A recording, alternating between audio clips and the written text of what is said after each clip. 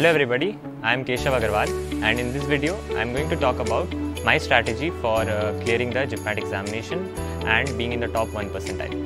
So essentially the JIPMAT exam is divided into 3 dimensions. That is, first the quantitative ability section, the second is the verbal ability, and third is the data interpretation and logical reasoning section.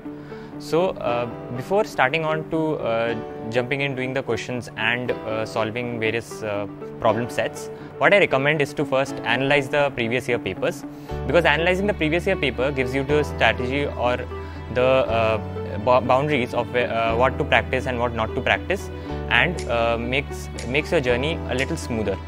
So after you have analyzed and you know what the syllabus is and what the difficulty has been, what your focus should be is to go about doing this according to that particular analysis. Now coming on to the second part, that would be solving your quantitative ability. Quantitative ability section is essentially a very easy section if you would look at it. The topics usually come from around the maths that you have studied till class 10th, and there are some topics from class 11th, 12th, but the questions that are given are very easy if you practice a lot.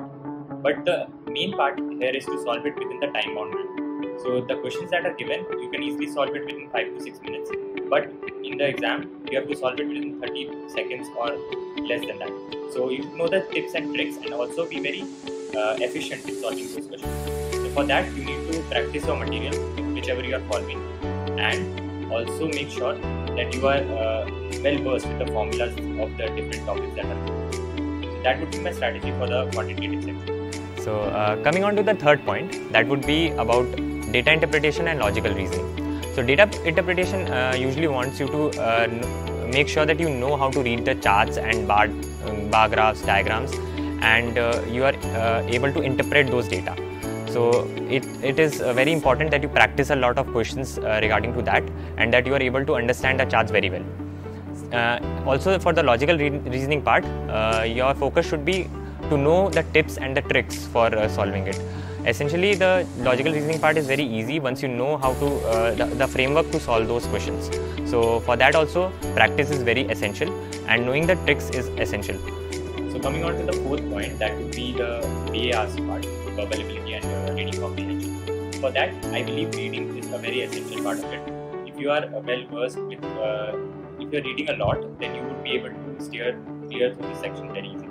So for that, my recommendation would be to read a lot of articles and also editorials of various newspapers.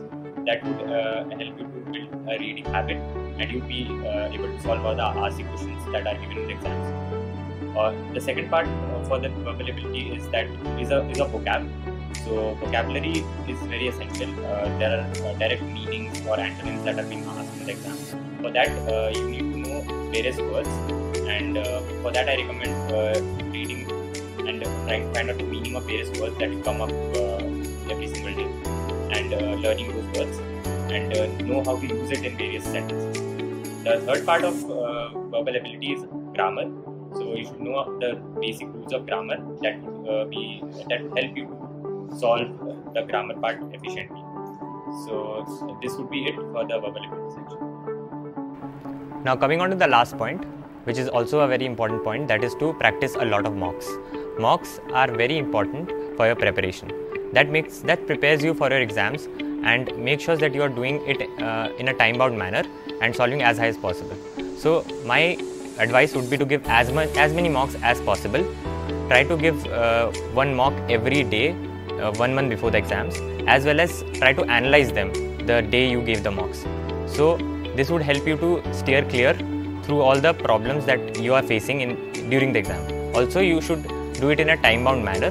So all the questions that you are solving, if you are taking a lot of time in them, then you would know, and you would be able to make sure that you are not making that mistake during the D-Day. So that would be my strategy for the JIPMAT exam.